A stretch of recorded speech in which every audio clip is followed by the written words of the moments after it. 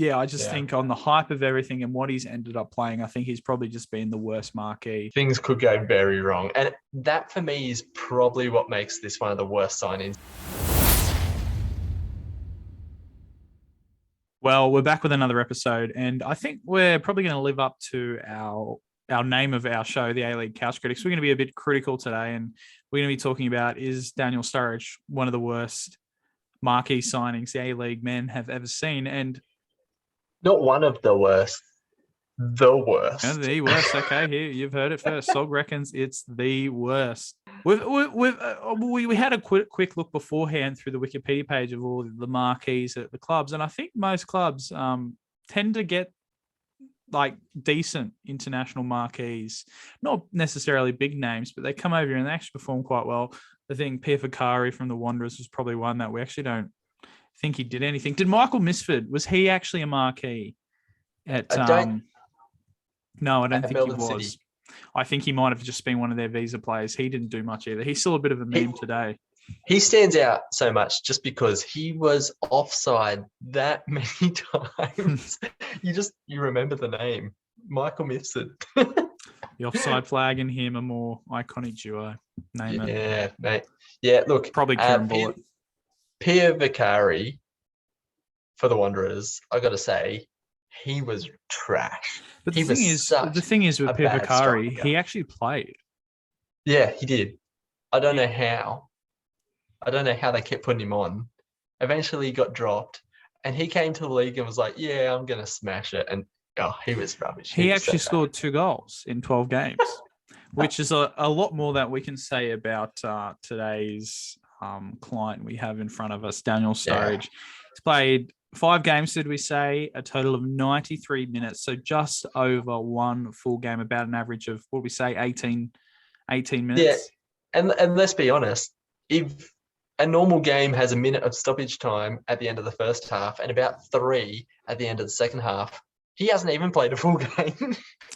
Yep, it's not very good looking for Danny Sturridge, because when he came over, when they announced him, we thought, wow, this is actually, considering where the A-League was, just in terms of attention in Australian media, wasn't going particularly well. And then Daniel Sturridge came and thought, wow, this is a pretty big signing, a guy that won the Champions League, I think, for Liverpool and Chelsea.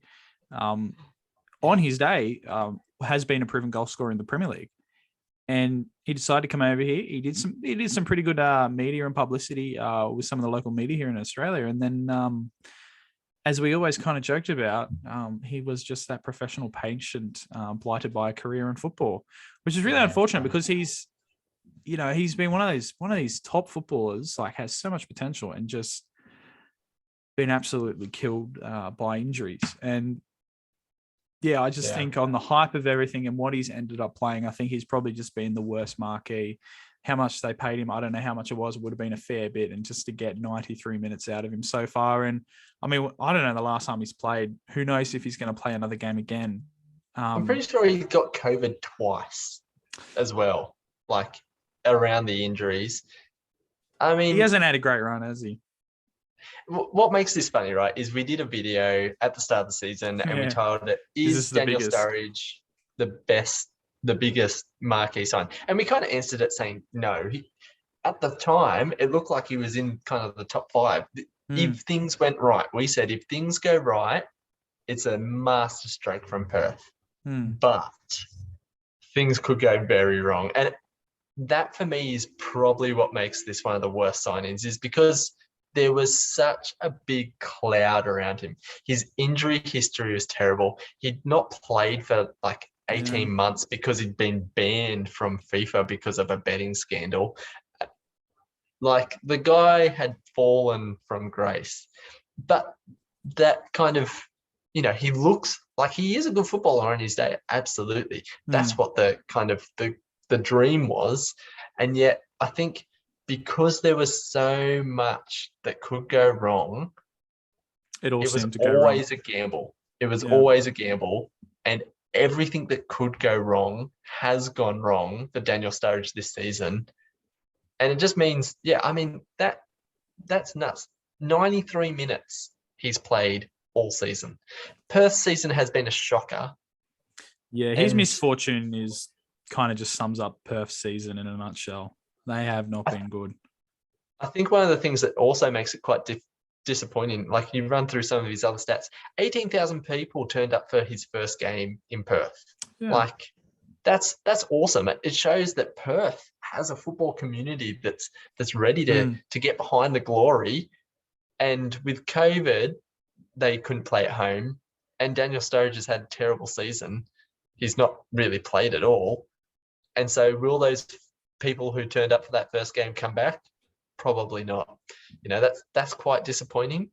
I think something else that you look at is Richard Garcia has been sacked this season by Perth. They've had an absolute shocking season altogether. They've had so many injuries. They've had to play away from home pretty much the whole season. And that money that they spent on Sturridge maybe could have been spent on a better squad. You know, like, they're playing a lot of young players. There wasn't much of a real good spine to that team. And if Daniel Sturridge had been playing it week in, week out, maybe things would be different. But I think actually the money would have been better spent on the rest of the squad. Even just keeping Diego Castro around, man, that would have been huge for them. So that just makes it quite big and stark. And Richard Garcia hasn't really commented on the situation. I don't think he's that happy with the money that was spent when he got told there wasn't money for all this other stuff. And then the club splashes on Sturridge. He doesn't get to play him. It's just, Tony Pignata must just be weeping into empty pockets of cash. Like, I think there'll be some big questions in the off season, especially if we don't see him play again, which wouldn't surprise me. It's a real shame for Perth. Like you've said, you know, big crowd that first week. This is their 25th year anniversary as a club, and it's just gone wrong in every possible manner.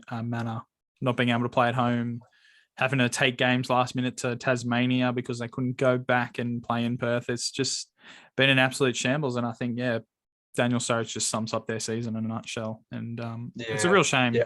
It's a real shame because we saw him play when Perth beat Sydney FC at Cogra. And from what I saw him on the ball, he looked sharp. He was putting some good passes. I think he came on for the last 20 odd minutes or something. And I thought, this guy's still got it. He's just got no fitness to go the full 90. He just, you know, he's just fragile as glass. Like you just, it's a shame.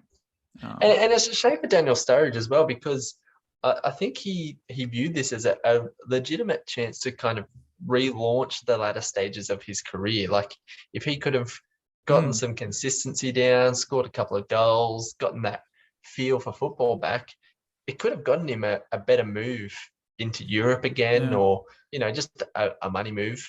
But it's probably squashed any chance of that. I don't know if anyone will take a gamble on him again. Yeah. Do you think we'll see him next season for Perth? Will he stick around? Did he sign? What did he sign? The contract originally?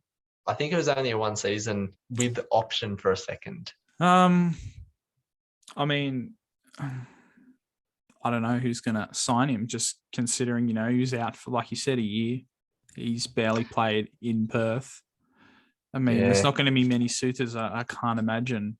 So he'd really have to drop his asking price. He couldn't be counted as a marquee, I don't think. Even for an Australian club, I wouldn't spend marquee wages on him. No, just based on the fact that he's so injury prone, you just can't do it. And I think the clubs will fairly say, we just can't pay you that much because you're not playing. Yeah.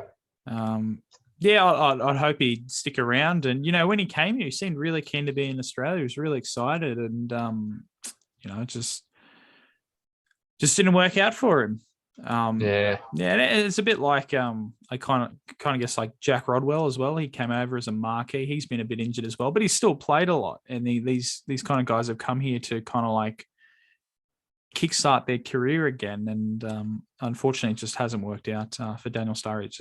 I think it's a real shame because I think he would have been a wonderful asset to the A-League, and those crowds we saw in Perth, I think it was probably the one-off at the start, and they would probably still get good crowds, but I think just with COVID, it's just made this season a nightmare in terms of crowd and engagement when everything's all over the place. But Yeah, absolutely. So, yeah, it could have been great, but unfortunately, Daniel, you probably are going down in A-League history as one of the worst, probably actually the worst. When you look at the whole situation, it was such a gamble, and it's just not paid off.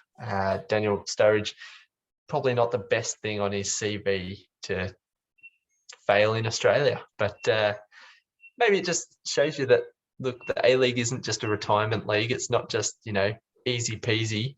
It's not just a place people from Europe can come and have a laugh. We've got a serious league down here, and it's actually pretty tough to crack. And I think people should respect the A-League a little bit more. And it just shows you that when signing a marquee player, you really have to think right through all of the implications. Just picking up a player because he's got pedigree from the past, it's not quite enough. We need players who are playing consistently, who can come in and actually add value. And we've seen plenty of examples of that. So keep the proper marquees coming. I think just the name is probably not enough for the A-League anymore. You've got to back it up. I think that's a good place to leave it. Thanks for watching this video. If you've been with us this far, if you have, it'd be great if you could subscribe. We've hit 500, so that was kind of our achievements to unlock community posts. So that's it. We've achieved YouTube. We've won YouTube. But no, I guess the next target is 750 on the way to the 1K and becoming full-time professional YouTubers. Anyway, no. Thank you for watching. Please leave a like, subscribe, and let us know in the comments. Do you agree? Is Sturridge the worst signing we've ever seen in the A-League, or has there been someone worse? Because we'd like to know if we've missed some. But anyway, yeah, thanks for watching, and we'll see you around. But you probably won't see Sturridge around.